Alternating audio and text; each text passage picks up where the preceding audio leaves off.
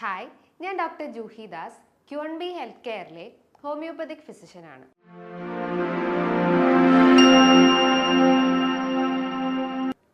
ഇന്ന് ഒത്തിരി സ്ത്രീകൾ പറയുന്നൊരു ബുദ്ധിമുട്ടാണ് പീരീഡ്സ് കറക്റ്റ് ആവുന്നില്ല, അല്ലെങ്കിൽ കറക്റ്റായിട്ട് ഒരു ഫ്ലോ കിട്ടുന്നില്ല. ആ ഒരു 28 ഡേയ്സ് സൈക്കിൾ അല്ല, അവർക്ക് പിന്നെയും ആ ഒരു സൈക്കിള് മുന്നോട്ട് പോയി പോകുന്നു. ബ്ലീഡിങ് ആയാലും ഹെവി ആയിട്ട് കാണിക്കുന്നു. ചില ആളുകൾക്ക് സ്കാൻഡി ബ്ലീഡിങ് ഉണ്ടാവുന്നു. ഇത്തരം പ്രശ്നങ്ങൾ ഇന്ന് ഒത്തിരി സ്ത്രീകൾ അലട്ടുന്നുണ്ട്. അപ്പോൾ എന്തുകൊണ്ടാണ് ഇങ്ങനെ പീരീഡ്സ് ഇറഗുലർ ആയിട്ട് വരുന്നത്, എന്തൊക്കെയാണ് ഇതിൻ്റെ റീസൺസ് എന്ന് ഈ വീഡിയോയിലൂടെ നമുക്കൊന്ന് ഡിസ്കസ് ചെയ്യാം. നമുക്കറിയാം, നോർമൽ മെൻസ്ട്രൽ സൈക്കിൾ എന്ന് പറയുമ്പം 28 ഡേയ്സ് സൈക്കിളാണ്.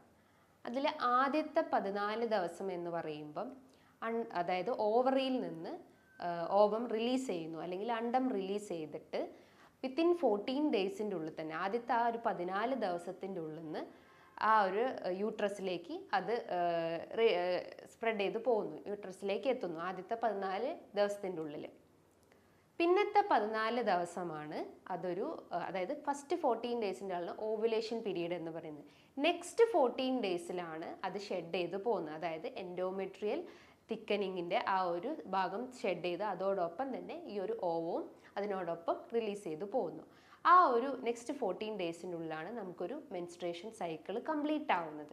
ഇതാണൊരു നോർമൽ സൈക്കിൾ എന്ന് പറയുന്നത്. പക്ഷേ ചില സ്ത്രീകൾ പറയും 28 ദിവസമല്ല, ചിലർക്ക് 30 ദിവസവും അതിൽ കൂടുതൽ 35 ദിവസവും ഒക്കെ ആവുന്നുണ്ട്. അപ്പോൾ നമ്മൾ ശ്രദ്ധിക്കേണ്ട കാര്യങ്ങൾ എന്ന് പറയുമ്പോൾ, ഒരു 3 മാസത്തിൽ കൂടുതൽ നമുക്ക് പീരീഡ്സ് ഇറഗുലർ ആവുകയാണെങ്കിൽ, അല്ലെങ്കിൽ 3 മാസം അടുപ്പിച്ച് നിങ്ങൾക്ക് പീരീഡ്സിന് എന്തെങ്കിലും ഇറഗുലാരിറ്റി ഉണ്ടെങ്കിൽ നിങ്ങൾ ആദ്യം തന്നെ വയറിൻ്റെ ഒരു സ്കാനിങ് എടുക്കണം. അപ്പം നമുക്ക് മനസ്സിലാവും എന്തെങ്കിലും ഒരു എക്സ്ട്രാ പ്രശ്നങ്ങൾ, അല്ലെങ്കിൽ എന്തെങ്കിലും ഗ്രോത്തോ അല്ലെങ്കിൽ എന്തെങ്കിലും സിസ്റ്റിൻ്റെ പ്രശ്നങ്ങളാണെന്ന് നമുക്ക് ഈ ഒരു സ്കാനിങ്ങിലൂടെ മനസ്സിലാക്കാൻ പറ്റുന്നതാണ്. അപ്പം പ്രധാനമായിട്ടും ഈ ഒരു ഇറഗുലർ പീരീഡ്സിൻ്റെ കാരണങ്ങൾ എന്ന് പറയുമ്പം മെയിൻലി നിങ്ങൾക്കുണ്ടാവുന്ന ആ ഒരു സ്ട്രെസ് അല്ലെങ്കിൽ ടെൻഷൻ അല്ലെങ്കിൽ ആങ്സൈറ്റി പ്രശ്നം മൂലം നിങ്ങളുടെ ശരീരത്തിൽ ഒത്തിരി ഹോർമോണൽ ഇംബാലൻസ് വരും. നമുക്കറിയാം, ഈ ഒരു പീരീഡ്സ് അല്ലെങ്കിൽ മെൻസ്ട്രേഷൻ ടൈമിൽ നമ്മുടെ ശരീരത്തിൽ ഈസ്ട്രജൻ പ്രൊജസ്ട്രോൺ ഹോർമോൺ വേരിയേഷൻസ് നല്ല രീതിയിൽ നടക്കും. അപ്പോൾ അതോടൊപ്പം തന്നെ നമുക്ക് എന്തെങ്കിലും ടെൻഷനോ അല്ലെങ്കിൽ സ്ട്രെസ് പ്രശ്നങ്ങൾ ഉണ്ടെങ്കിൽ നമ്മുടെ ശരീരത്തിൽ എഗെയിൻ ആ ഒരു സ്ട്രെസ് ഹോർമോൺ ഉൽപ്പാദിപ്പിക്കുക, അല്ലെങ്കിൽ കോർട്ടിസോൾ പ്രൊഡക്ഷൻ അധികമാവും. അപ്പോൾ നമുക്ക് പിന്നെയും ആ ഒരു മെൻസ്ട്രൽ ഇറഗുലാരിറ്റി ഉണ്ടാവും. രണ്ടാമത്തെ ഒരു കാരണം എന്ന് പറഞ്ഞു കഴിഞ്ഞാൽ, അതായത് മുലയൂട്ടുന്ന സ്ത്രീകളിൽ, അതായത് ലാക്ടേറ്റിംഗ് വുമൺസിലൊക്കെ ഇത്തരം മെൻസ്ട്രൽ ഇറഗുലാരിറ്റി കണ്ടുവന്നിട്ടുണ്ട്. അതോടൊപ്പം തന്നെ ചില സ്ത്രീകൾ, അതായത് ഒരു അബോർഷൻ കഴിഞ്ഞിട്ടുള്ള സ്ത്രീകളിലും ഇത്തരം മെൻസ്ട്രൽ ഇറഗുലാരിറ്റി വന്നിട്ടുണ്ട്. ഇതൊക്കെ ഒരു അസുഖമായിട്ട് നമുക്ക് പറയാൻ പറ്റില്ല. ഇതൊരു ജസ്റ്റ് ഒരു കണ്ടീഷൻസ്, ജസ്റ്റ് ഒരു സിംറ്റംസ് മാത്രം, അല്ലെങ്കിൽ ആ ഒരു ഇറഗുലാരിറ്റിയിലേക്ക് ലീഡ് ചെയ്യുന്ന കുറച്ച് കാരണങ്ങൾ മാത്രമാണ്. നമുക്കൊരു അസുഖം എന്ന് പറയുമ്പോൾ എന്തെങ്കിലും സിവിയർ ആയിട്ടുള്ള എന്തെങ്കിലും പെൽവിക് ഇൻഫ്ലമേറ്ററി ഡിസീസോ അല്ലെങ്കിൽ എന്തെങ്കിലും അസുഖം ആണെങ്കിൽ നമുക്ക് ഇത്തരം ഇറഗുലാരിറ്റീസ് കാണപ്പെടാം. അതേപോലെ തന്നെ ഒരു 40 അല്ലെങ്കിൽ 45 വയസ്സ് കഴിഞ്ഞിട്ടുള്ള സ്ത്രീകളിൽ ഇതേപോലെ തന്നെ ഒരു ഇറഗുലാരിറ്റി കാണുകയാണെങ്കിൽ അവരെ ബോഡി ഒരു മെനോപോസ് സ്റ്റേജ് അറ്റൈൻ ചെയ്തിട്ടുണ്ട്, അല്ലെങ്കിൽ ഒരു പ്രീ മെനോപോസൽ സിംറ്റംസ് ആണ് ഈ ഒരു ഇറഗുലാരിറ്റി ഇൻ പീരീഡ്സ് എന്ന് നമുക്ക് പറയാം. അതായത് ആ ഒരു ശരീരത്തിൽ ഈസ്ട്രജൻ ഹോർമോൺസിൻ്റെ പ്രൊഡക്ഷൻ അവിടെ റെഡ്യൂസ്ഡ് ആവും. അപ്പോൾ കൃത്യമായിട്ട് ഓവുലേഷൻ നടക്കുന്നില്ല. അപ്പോൾ അതുമൂലം അവർക്ക് പീരീഡ്സിൽ ഇറഗുലാരിറ്റി കാണിച്ചെന്ന് വരാം. അതേപോലെ തന്നെ നിങ്ങൾ എന്തെങ്കിലും ബർത്ത് കൺട്രോൾ പിൽസ് അല്ലെങ്കിൽ ഓറൽ കോൺട്രാസെപ്റ്റീവ് പിൽസോ അല്ലെങ്കിൽ എന്തെങ്കിലും ഇത്തരം പിൽസൊക്കെ നമ്മൾ യൂസ് ചെയ്യുകയാണെങ്കിലും അതിൻ്റെ ഒരു ആഫ്റ്റർ എഫക്റ്റ് ആയിട്ടും ഇത്തരം പീരീഡ്സിൽ ഇറഗുലാരിറ്റി കണ്ടെന്ന് വരാം. അതേപോലെ തന്നെ നിങ്ങൾ കൂടുതലായിട്ടും വർക്കൗട്ട്, നമ്മളെ ബോഡിക്ക് എഗെയിൻ ആ ഒരു വർക്കൗട്ട് കൊടുക്കുകയാണെങ്കിലും അതിൻ്റെ ഒരു ആഫ്റ്റർ എഫക്റ്റ് ആയിട്ടും നമുക്ക് ഇത്തരം പീരീഡ്സിൽ ഇറഗുലാരിറ്റി എന്ന് വരാം. ഇനിയിപ്പോൾ ഞാൻ പറഞ്ഞു, എന്തെങ്കിലും ഒരു അസുഖം മൂലമായിരിക്കാം നമുക്ക് ഇറഗുലാരിറ്റി എന്ന് പറയാം. അതിൽ ആദ്യത്തേതാണ് നമുക്ക് PCOD, അതായത് പോളിസിസ്റ്റിക് ഓവേറിയൻ സിൻഡ്രോം അല്ലെങ്കിൽ ഡിസീസ് എന്ന് പറയുന്നത്. അതായത് ഓവറിൻ്റെ അകത്ത് ചെറിയ വെള്ളക്കുമിളകൾ രൂപപ്പെടുന്നത്.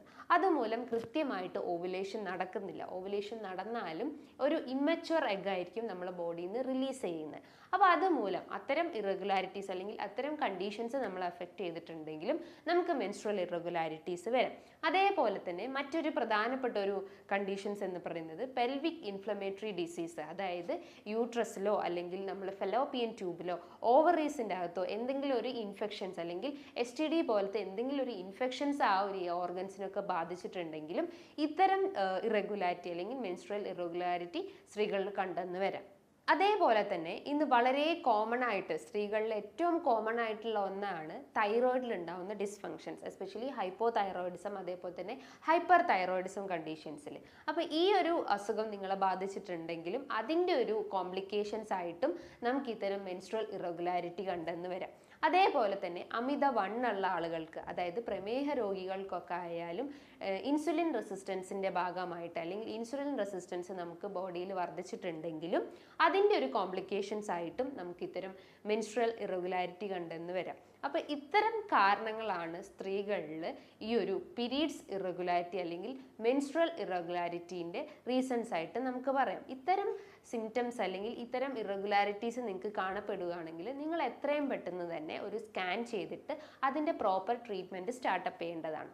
ഒരു ഇറഗുലാരിറ്റി കാണുമ്പോൾ നമ്മൾ പെട്ടെന്ന് വെറീഡ് ആവാതെ നമ്മളെ ഡയറ്റും അതേപോലെ തന്നെ എക്സസൈസും അതേപോലെ തന്നെ നമ്മൾ ഉറക്കവും മെയിൻറ്റെയിൻ ചെയ്യാൻ ശ്രമിക്കുക. നമുക്കറിയാം അമിതവണ്ണമാണ് ഒരുവിധം എല്ലാ അസുഖത്തിൻ്റെ ഒരു മൂലകാരണം നമുക്ക് പറയാം. അപ്പോൾ ഈ ഒരു അമിതവണ്ണം കുറയ്ക്കാൻ വേണ്ടിയിട്ട് നമ്മൾ നല്ല രീതിയിൽ വർക്കൗട്ട് ചെയ്യാൻ ശ്രമിക്കുക. വർക്കൗട്ട് എന്ന് പറയുമ്പോൾ നമ്മൾ വെയിറ്റിനെ കൺട്രോൾ ചെയ്യുന്ന രീതിയിലുള്ള എന്തെങ്കിലും ഒരു ലൈറ്റ് എക്സസൈസ് ഫോളോ ചെയ്യാൻ ശ്രമിക്കുക.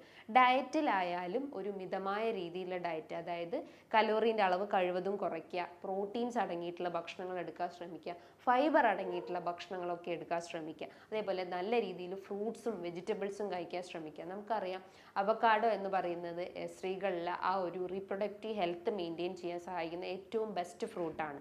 അപ്പോൾ അത് നിങ്ങളുടെ ഡയറ്റിൽ കൃത്യമായിട്ട് ഫോളോ ചെയ്യാൻ ശ്രമിക്കുക. ഇനിയിപ്പോൾ അയേൺ ഡെഫിഷ്യൻസീസോ അല്ലെങ്കിൽ കൂടുതലായിട്ട് എന്തെങ്കിലും അനീമിയൻ്റെ പ്രശ്നങ്ങളൊക്കെ ഉണ്ടെങ്കിൽ അതാദ്യം നമ്മൾ കൺട്രോൾ ചെയ്യാൻ ശ്രമിക്കുക. കാരണം ഈ ഒരു അനീമിയ അല്ലെങ്കിൽ നമുക്ക് ഹെവി ബ്ലീഡിങ് അല്ലെങ്കിൽ യൂട്രൈൻ ഫൈബ്രോയിഡിൻ്റെ ഇഷ്യൂസ് ഒക്കെ ഉണ്ടെങ്കിൽ അതുമൂലം നമുക്ക് മെൻസ്ട്രൽ ഇറഗുലാരിറ്റി ഉണ്ടാവും. അപ്പോൾ അതുമൂലം നമുക്ക് ഹെവി ബ്ലീഡിങ്ങിൻ്റെ ടെൻഡൻസി ഉണ്ടാവും, അല്ലെങ്കിൽ പീരീഡ്സിൻ്റെ ടൈമിൽ എക്സസ് ആയിട്ടുള്ള ബ്ലീഡിങ് ഉണ്ടാവും. അതുമൂലം നമുക്ക് എന്ത് സംഭവിക്കും?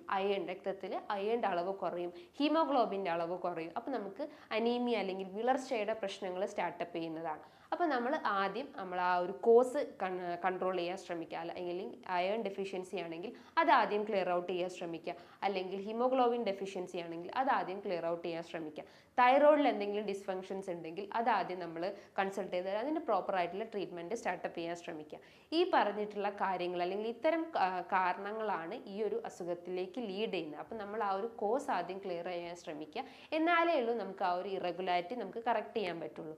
ഇനി ഇതുമായി ബന്ധപ്പെട്ട് നിങ്ങൾക്ക് എന്തെങ്കിലും ഡൗട്ടുകൾ ഉണ്ടെങ്കിൽ താഴെ കാണുന്ന നമ്പറിൽ ബന്ധപ്പെടുക. നല്ലൊരു ഹെൽത്ത് ടോപ്പിക്കുമായി വീണ്ടും കാണാം. Thank you.